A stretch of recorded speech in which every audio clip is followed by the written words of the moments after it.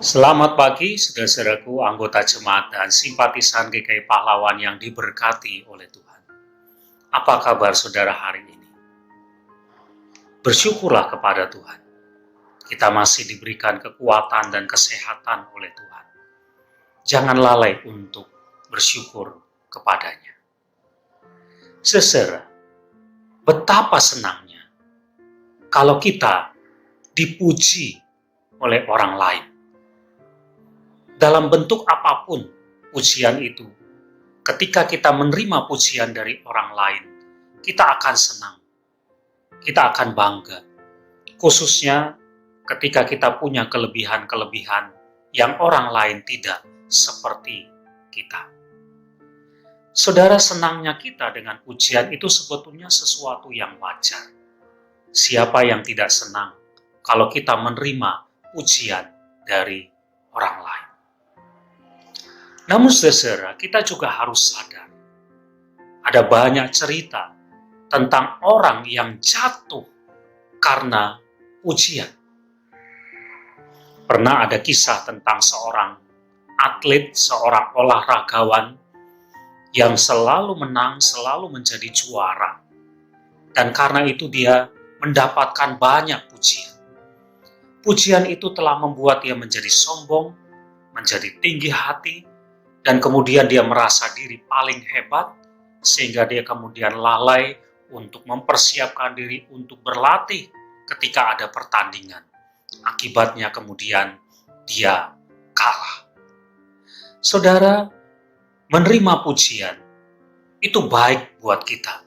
Itu bisa memberi kita semangat, membuat kita menjadi bangga dengan diri kita. Tetapi di sisi yang lain, kalau kita tidak hati-hati, pujian itu bisa menjatuhkan kita, membuat kita menjadi orang yang sombong, membuat kita menjadi tinggi hati. Saudara, di dalam kitab Nabi Samuel, 1 Samuel, ada kisah tentang seorang raja yang bernama Saul. Dia dipilih oleh Tuhan untuk menjadi raja yang pertama bagi bangsa Israel. Dengan berkat dan pertolongan Tuhan, dia selalu berhasil, khususnya dalam setiap peperangan yang harus dilakukan ketika menghadapi bangsa lain. Keberhasilan-keberhasilan yang ia peroleh ternyata telah membuat Saul menjadi terjatuh. Dia sombong, dia tinggi hati, dia memberontak kepada Tuhan, dia tidak taat kepada Tuhan. Dia tidak bisa menerima ketika orang lain ternyata lebih daripada dirinya. Akibat kesombongannya inilah, maka kemudian dia ditolak oleh Tuhan.